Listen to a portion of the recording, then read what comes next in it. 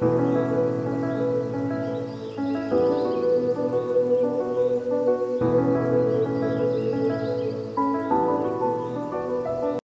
all, welcome to our channel. It's new episode of my life. இது வந்துட்டு Tuesday morning நான் செவ்வாய்க்கிழமை வந்துட்டு வழக்கம் போல் வேல் பூஜை பண்ணது, வெத்தலை தீப வழிபாடு, இது எல்லாமே நான் உங்களோட ஷேர் பண்ணியிருக்கேன்.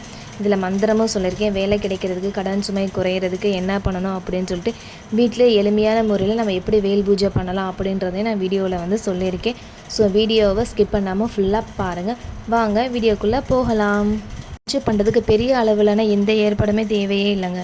நம்ம உண்மையான பக்தியும் தூய்மையான உள்ளமும் இருந்தாலே போதும். அதுவே மிகப்பெரிய வழிபாடு தான். இந்த பூஜை எப்படி பண்ணலாம்னு சொல்லிட்டு பார்க்கலாம். காலையில் வெள்ளனே எழுந்திரிச்சுங்க. அட்லீஸ்ட் வாரத்துக்கு ஒரு நாளாவது இந்த பிரம்ம முகூர்த்த பூஜை பண்ணுங்கள். என்னால் டெய்லி எந்திரிக்க முடியாது, 9 நாள் எந்திரிக்க முடியாது, 11 நாள் எந்திரிக்க முடியாது அப்படி நீங்கள் நினச்சிங்கன்னா அட்லீஸ்ட் வாரத்துக்கு ஒரு நாள் பண்ணுங்கள். நான் அந்த மாதிரி தான் நான் பண்ணுறேன், சரிங்களா? ஸோ வந்துட்டு வீக்லி ஒன்ஸ் எழுந்திரிச்சு நீங்கள் வந்துட்டு குளிச்சுட்டு காலையில் அந்த 4 to 6 அந்த டைமில் வந்துட்டு நீங்கள் பூஜை பண்ணுங்கள். கண்டிப்பாக அது பலிக்கும். நாளே வந்துட்டு பூஜை அறைலாம் நல்லா க்ளீன் பண்ணி படம்லாம் தொடச்சி வச்சுட்டு படுத்துருங்க. காலையில் எந்திரிச்சு குளிச்சுட்டு சுத்தபத்தமாக பூவெல்லாம் போட்டு உங்களுக்கு என்ன பூ கிடைக்கிதோ வாசமான பூ அதை வச்சு நீங்கள் போடலாம். இல்லை எனக்கு விலை கூட இருக்குன்னா நீங்கள் முல்லைப்பூ மல்லிகைப்பூ போடணும்னு அவசியம் இல்லை. செவ்வரளி பூ இருந்தாலும் முருகருக்கு ரொம்ப உகந்தது. அதே மாதிரி பன்னீர் ரோஸு இல்லைன்னா வேறு ரோஜாப்பூ, செவ்வந்திப்பூ, சாமந்திப்பூ இந்த எது இருந்தாலுமே ரொம்பவே விசேஷமானதான். வேல் இருக்கிறவங்க வேலுக்கு வந்து சிம்பிளாக எளிமையான முறையில் வந்துட்டு பூஜை பண்ணுங்கள், சரிங்களா? என்னென்ன அபிஷேகம் பண்ணலாம்னு சொல்லிட்டு சொல்லிடுறேன். பால், தயிர், தேன், சந்தனம், மஞ்சள், குங்குமம், இந்த மாதிரி விபூதி.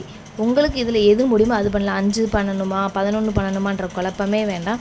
உங்களால் எவ்வளோ முடியுமோ அவ்வளோ நீங்கள் பண்ணலாம். 3 பண்ணால் கூட போதும். இல்லை என்னால் எதுவுமே பண்ண முடியாதுன்னா ஒன்றும் பிரச்சனையே கிடையாது. நல்லா சுத்தமான தண்ணி எடுத்துக்கோங்க.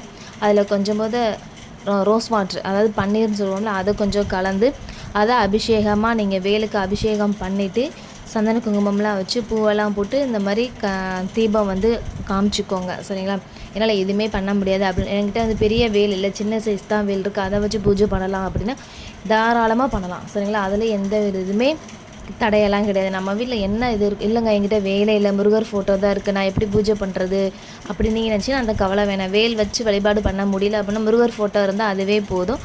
அதுக்கு முன்னாடி தீபம் ஏற்றி வச்சு நல்லபடியாக பூவெல்லாம் போட்டு முருகருக்கு என்ன பூ உங்களால் வாங்க முடியுமோ அந்த பூ போட்டு நல்லபடியாக நீங்கள் வந்து சாமி கும்பிடலாம், சரிங்களா? உங்களுக்கு ஃபஸ்ட்டு தெரிஞ்ச விநாயகர் மந்திரத்தை சொல்லிவிடுங்க. அதுக்கப்புறம் நம்ம குலதெய்வ வழிபாடு கண்டிப்பாக தேவை. அதையும் நினச்சிக்கோங்க. உங்கள் மனசில் உங்கள் குலதெய்வம் எதுவோ அதை நீங்கள் நினச்சிக்கோங்க, சரிங்களா? நினச்சிட்டு நல்லபடியாக சாமி கும்பிட்டுட்டு உங்களுக்கு முருகர் மந்திரம் எது தெரியுமோ அதை வந்து 108 தடவை சொல்லுங்கள். அப்படி இல்லைன்னா கந்த சஷ்டி கவசம் படிக்கலாம், வேல்மாறல் படிக்கலாம். நான் வந்துட்டு வாரம் செவ்வாய்க்கிழமை காலையில் எப்போவுமே வேல்மாறல் படிச்சுடுவேங்க. சாயந்தரம் வந்துட்டு விளக்கு பொருத்தும் போது கந்த சஷ்டி கவசம் வந்து நான் படிப்பேன். உங்களுக்கு எது படிக்க ஈஸியாக இருக்கும் பாருங்கள். வேல்மாறலே நல்லா படிக்க முடியாது, நிறையா இருக்குன்னா ஒன்றும் பிரச்சனை இல்லை, கந்த சஷ்டி கவசம் போதும், அது நல்லா படிங்க.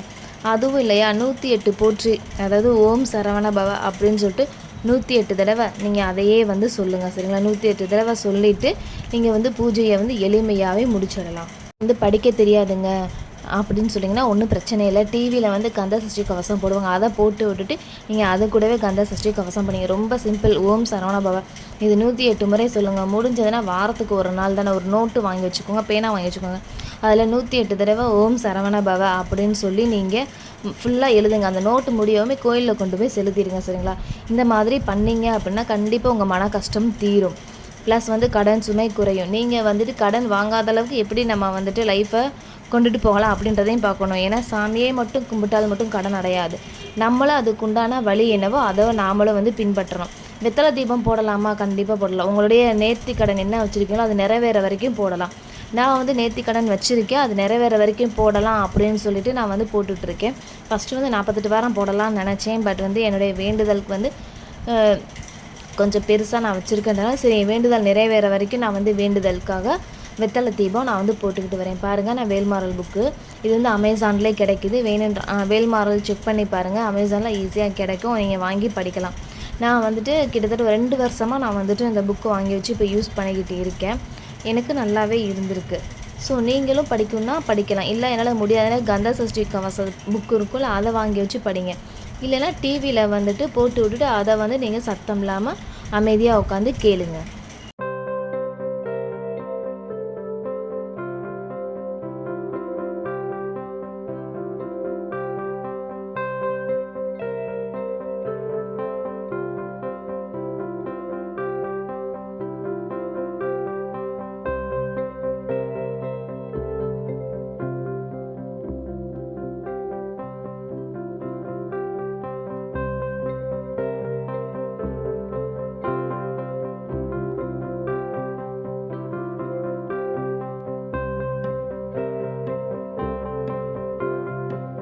நீங்களும் கற்பூர ஆராத்தி எடுத்து தொட்டுக்கோங்க. நான் வழக்கம் போல் வேல்மாறல் படித்து முடிச்சுட்டு தூப தீப ஆராதனையெல்லாம் நான் காமிச்சு முடிச்சிட்டேன். இது பார்த்திங்கன்னா கடைசியாக நான் பூஜை சாமி கும்பிட்டு முடிச்சது. வாழைப்பழம், வெத்தலை பாக்கு, பூ வச்சு பாசிப்பயிறு வச்சுருக்கேன். ஏன்னா பாசிப்பயிறு சேர்க்கணும்னு சொன்னதுனால நான் வந்து பாசிப்பயிறு ஒரு கப்பில் வந்து பால் வச்சு ஒரு சொட்டு தேன் விட்டுருக்கேன். இந்த மாதிரி சிம்பிளாக எளிமையான நெய்வேத்தியம் தான் நான் வச்சுருக்கேன். நீங்கள் என்ன பண்ண முடியுமோ, உங்களால் என்ன நெய்வேத்தியம் வைக்க முடியுமோ அதையும் வச்சு நீங்கள் வந்து வழிபாடு பண்ணலாம். அது எந்த விதமான குறையும் கிடையாது. சரிங்களா? ரொம்ப ஆடம்பரமாக வைக்கணுன்ற அவசியமும் இல்லை. நம்மளால் என்ன பண்ண முடியுமோ அதை நீங்கள் வச்சு நெய்வேத்தியமாக வச்சு படைச்சி அமைதியாக மனசை ஒருநிலைப்படுத்தி முருகரை வழிபாடு பண்ணால் கண்டிப்பாக நல்லது நடக்கும். சரிங்களா? எனக்கு நடந்திருக்கு. அது என்னன்னு சொல்லிட்டு ஃபுல்லாக என்னோடது நிறைவேறதுக்கப்புறம் நான் என்னோடய வீடியோவில் கண்டிப்பாக நான் ஷேர் பண்ணிப்பேன். அதனால் நீங்கள் வந்து என்னோடய வீடியோ வந்து ஸ்கிப் பண்ணாமல் பாருங்கள். சரிங்களா? இப்போ அது இன்னொரு மந்திரம் என்ன மந்திரம்னு சொல்லிட்டு பார்ப்போம். ரொம்ப ஈஸியான மந்திரம், எல்லாத்துக்கும் தெரிஞ்ச மந்திரம் தான். நம்ம அந்த ஒரு வேலை இருக்கிற நம்மளுடைய டென்ஷனில் மறந்துருப்போம். சரிங்களா? ஒரே ஒரு வரி மந்திரம் தான், அதுவும் சொல்லுங்கள். கூடம்ட்டு நம்மளுக்கு வந்து பலம் தரக்கூடிய மந்திரம். மந்திரம் என்னன்னு சொல்லிட்டு பார்க்கலாமா? ஓம் ஸ்ரீ சுப்பிரமணியாய நமக. இந்த மந்திரத்தை நீங்கள் 11 முறை சொல்லலாம், 21 முறை சொல்லலாம், குறைஞ்சது 108 தடவையாவது சொல்லுங்கள். ஏன்னா எது ஒன்று கொஞ்சம் வலிமையாக நம்ம சொல்லும்போது அதுக்கு பலன் இன்னும் ஜாஸ்தியாக கிடைக்கும். அதனால் நீங்கள் இந்த மந்திரத்தை நான் திரும்பவும் சொல்கிறேன். ஓம் ஸ்ரீ சுப்பிரமணியாய நமக. இந்த மந்திரத்தை நீங்கள் வந்து 108 தடவை சொல்லுங்கள். மற்ற நாள்களுக்கு கம்மியாக கூட சொல்லிக்கோங்க, 11, 21 அந்த மாதிரி. செவ்வாய்க்கிழமை, கிருத்திகை, சஷ்டி விரதம் இருப்பவங்க, இல்லை விரதம் இல்லாமல் அன்றைக்கி சாமி கும்பிட்றவங்களாம் இருப்பீங்களா, அப்போது நீங்கள் வந்து இந்த மந்திரத்தை 108 தடவை சொல்லுங்கள். கண்டிப்பாக அதுக்குண்டான பலன் வந்துட்டு உங்களுக்கு நல்லாவே தெரியும். நீங்களும் கண்கூடாவே பார்ப்பீங்க. மந்திரத்தை வேறு எதுக்கெல்லாம் யூஸ் பண்ணலாம்? கடன் சுமை குறைக்க மட்டும்தானா அப்படின்னா கிடையாது. கடன் சுமை குறைக்கலாம், வேலைக்கு, கல்விக்கு, தொழிலில், ப்ளஸ் வந்துட்டு எனக்கு இன்னும் கல்யாணம் ஆகலை, எனக்கு இன்னும் குழந்தை இல்லை அப்படின்னு சொல்கிறோம். இந்த மாதிரி வந்துட்டு இந்த மந்திரத்தை சொல்லி கண்டிப்பாக வழிபாடு பண்ணுங்கள். உங்களுக்கு அந்த முருகனோட அருள் வந்து கண்டிப்பாக கிடைக்கும். ஏன்னா நிறைய பேர் சஷ்டி விரதம் இருந்து குழந்தை பெற்றுக்கிட்டவங்களும் இருக்காங்க. எங்கள் அம்மா அப்படி தான் சஷ்டி விரதம்லாம் இருந்து தான் எங்களுக்கு வந்து குழந்தை பெற்றுக்கிட்டேன் அப்படின்னு சொல்லி சொன்னாங்க. எனக்கு தெரிஞ்சவங்களும் சஷ்டி விரதம் இருந்து குழந்தை பெற்றிருக்காங்க. அதனால் நீங்களும் மாதம் மாதம் வர சஷ்டியில் விரதம் இருந்தாலும் சரி, இல்லை பெரிய சஷ்டி வரும்ல அப்போது நீங்கள் விரதம் இருந்தாலும் சரி, உங்களால் எப்போ முடியுமோ அப்போ இருந்துக்கலாம். நான் சொன்ன மந்திரத்தை டெய்லி ஒரு 11 தடவை இல்லை 21 தடவை வந்து சொல்லுங்கள். செவ்வாய்க்கிழமை மட்டும் நீங்கள் வந்து 108 தடவை சொல்லுங்கள். ஏன்னா அது வந்து முருகருக்கு ரொம்ப உகந்த நாளும் கூட.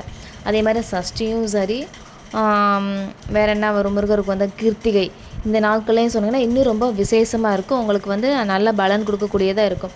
கண்டிப்பாக முருகர் மேலே வந்து ஒரு நம்பிக்கையை வச்சு இந்த வழிபாடு பண்ணுங்கள். உங்களோட வாழ்க்கையை நல்லபடியாக அமையும். நம்ம கடன் சுமையெல்லாம் குறையணும் அப்படின்னு சொல்லிட்டு நானும் உங்களோட சேர்ந்துக்கிறேன். நீங்களும் என் கூட சேர்ந்துக்கோங்க. முருகப்பெருமான்கிட்ட மனதார பிரார்த்தனை செய்வோம். சரிங்களா? நம்ம நம்பிக்கையோடு செய்கிற சிறு பிரார்த்தனை கூட நம்மளோட வாழ்க்கையில் வந்து பெரிய மாற்றத்தை ஏற்படுத்தும் அப்படின்னு நான் நம்புகிறேன். நீங்களும் அது மாதிரி நம்புங்க. கண்டிப்பாக உங்களுக்கு நல்லதே நடக்கும். நான் செஞ்ச எளிமையான இந்த முருகருடைய வேல் அபிஷேகம், வெத்தலை தீப வழிபாடு இதெல்லாம் உங்களுக்கு காமிக்கணும்னு காமிச்சேன். என்னோட எளிமையான இந்த பூஜை வீடியோ வந்து உங்களுக்கு பிடிச்சிருக்கும்னு நான் நம்புகிறேன். நீங்களும் எளிமையான முறையில் உங்களால் என்ன நைவேத்தியம் வச்சு செய்ய முடியுமோ செஞ்சு நீங்களும் வாழ்க்கையில் உயரணும் அப்படின்னு சொல்லிட்டு நானும் மனசார வேண்டிக்கிறேன். இந்த வீடியோ உங்களுக்கு பயனுள்ளதாக இருக்குதுன்னு நீங்கள் நினச்சிங்கன்னா கண்டிப்பாக இந்த வீடியோவை வந்து ஷேர் பண்ணுங்கள். உங்கள் ஃப்ரெண்ட்ஸ் அண்ட் ஃபேமிலி சர்க்கிள் யாருக்காலும் நீங்கள் ஷேர் பண்ணுங்களாம். முருகர் உங்களுக்கு ரொம்ப பிடிக்கும் அப்படின்னா என்னோடய வீடியோவுக்கு வந்து ஒரு லைக் கொடுங்க. இது போன்ற ஆன்மீக தகவல் உங்களுக்கு வேணும், நான் நிறைய தெரிஞ்சுக்கணும் அப்படி நீங்கள் நினச்சிங்க அப்படின்னா என்னோடய சேனலை மறக்காமல் சப்ஸ்கிரைப் பண்ணிக்கோங்க. அண்ட் வந்துட்டு உங்களுக்கு முருகரை பிடிக்குன்னா கமெண்ட்ஸில் ஓம் சரவண பவ அப்படின்னு சொல்லிட்டு எனக்கு ஒரு கமெண்ட் போடுங்க. இல்லை வேறு நீங்கள் எல்லாம் முருகருக்கு எந்த மாதிரி பேர் வச்சுருக்கீங்க அப்படின்னு சொல்லிட்டு அந்த பேரையும் என்னோட கமெண்டில் செக்ஷனில் சொல்லுங்கள். இதுவரைக்கும் என் வீடியோவை ஃபுல்லாக பார்த்ததுக்கு ரொம்ப ரொம்ப நன்றி. முருகனோட அருள் கண்டிப்பாக உங்களுக்கும் உங்கள் குடும்பத்தாருக்கும் கண்டிப்பாக கிடைக்கும். அதே மாதிரி உங்களுடைய வேண்டுதல் எல்லாமே நிறைவேற்றி கொடுப்பாரு. நானும் உங்களுக்காக வேண்டுகிறேன். அடுத்தவங்களுடைய வேண்டுதல் நல்ல வேண்டுதலாக இருந்துச்சுன்னா நம்ம அடுத்தவங்களுக்காக வேண்டுனா கண்டிப்பாக அந்த வேண்டுதல் நிறைவேறும்னு சொல்லுவாங்க. ஸோ நானும் உங்களுக்காக உங்களுடைய கஷ்டம்லாம் குறையணும், உங்களுக்கு கடன் சுமையெல்லாம் தீரணும் அப்படின்னு சொல்லிட்டு நானும் உங்களுக்காக மனதார வேண்டிக்கிறேன். And thank you so much for வாட்சிங் மை சேனல்.